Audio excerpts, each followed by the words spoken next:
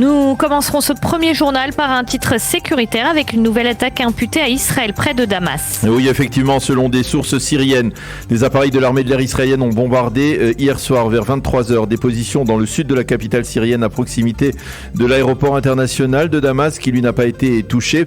Les batteries syriennes ont tenté d'intercepter des missiles tirés apparemment à partir du plateau du Golan. Il faut préciser qu'il s'agit là de la première attaque imputée à Israël depuis le tremblement de terre qui a frappé la Turquie et la Syrie. On estime que l'Iran pourrait avoir profité justement de l'acheminement d'aide humanitaire à la Syrie pour fournir en matériel militaire ses proxys tels que le Hezbollah et les milices pro-iraniennes qui sont stationnés en Syrie. Selon des sources syriennes, cette attaque aurait causé plusieurs morts et blessés. Le secrétaire d'État américain Anthony Blinken, lui, s'est entretenu hier soir au téléphone avec le Premier ministre Benjamin Netanyahou. Et dans un communiqué publié par le département d'État américain, Blinken a insisté sur le soutien de Netanyahou au principe de 2 États pour 2 peuples et son opposition à toute politique qui irait à l'encontre de ce principe. Sous-entendu, la légalisation de points de peuplement et la construction de milliers d'unités de logement en Judée et en Samarie, comme l'a décidé le cabinet restreint pour la sécurité nationale la semaine dernière. Blinken a demandé au Premier ministre israélien de prendre des mesures visant à restaurer le calme et à éviter les démarches unilatérales qui risquent d'embraser la région. Fin de citation. Quant à l'ambassadeur des États-Unis en Israël, Tom Nides, suggère au Premier ministre de freiner la réforme judiciaire.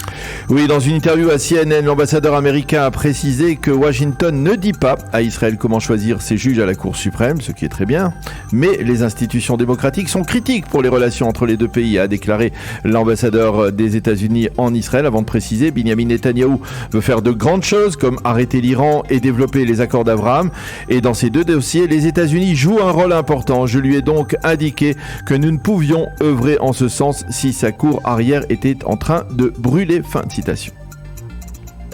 Le leader de l'autorité palestinienne Mahmoud Abbas, lui, somme les Américains d'exercer des pressions sur Israël.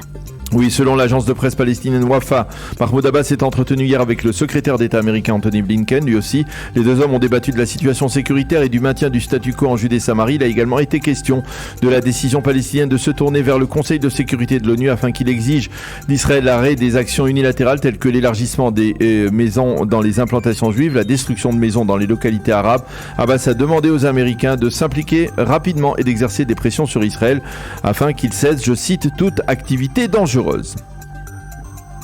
Incident diplomatique lors du sommet de l'Organisation de l'Union africaine qui se tient actuellement à Addis Abeba. Oui, la délégation israélienne qui était présente en tant qu'observatrice a été chassée de la séance inaugurale du sommet. Des agents de la sécurité de l'OUA se sont approchés des diplomates israéliens, leur ont demandé de quitter les lieux sans délai. Selon un haut fonctionnaire du ministère israélien des Affaires étrangères, il semble que cette requête ait été faite à la demande de 2 pays membres, l'Algérie et l'Afrique du Sud. Le porte-parole du ministère israélien des Affaires étrangères, Lior Hayat, a déclaré: Israël considère cet incident avec une extrême gravité. Enfin, pour la 7e semaine consécutive, des dizaines de milliers d'Israéliens ont manifesté hier soir contre la réforme judiciaire à travers tout le pays. Oui, la principale manifestation, comme ça a été le cas au cours des dernières semaines, s'est tenue à Tel Aviv avec des dizaines de milliers de manifestants. Quelques centaines d'entre eux sont descendus sur l'autoroute périphérique Ayalon et l'ont bloqué. À Jérusalem, s'est tenue pour la première fois une manifestation de partisans du dialogue qui a été qualifiée, malheureusement, il faut le souligner, dans les médias israéliens de manifestation de la droite israélienne. Et seuls les propos de Yoram Cohen, l'ancien chef du Shin Bet contre la réforme, ont été mentionnés en évidence dans le cadre de cette manifestation. Demain, les manifestants anti-réforme doivent se retrouver devant la Knesset pour protester contre le vote en première lecture prévu donc pour demain de 2 clauses de la réforme, dont le changement de composition de la commission de nomination des juges.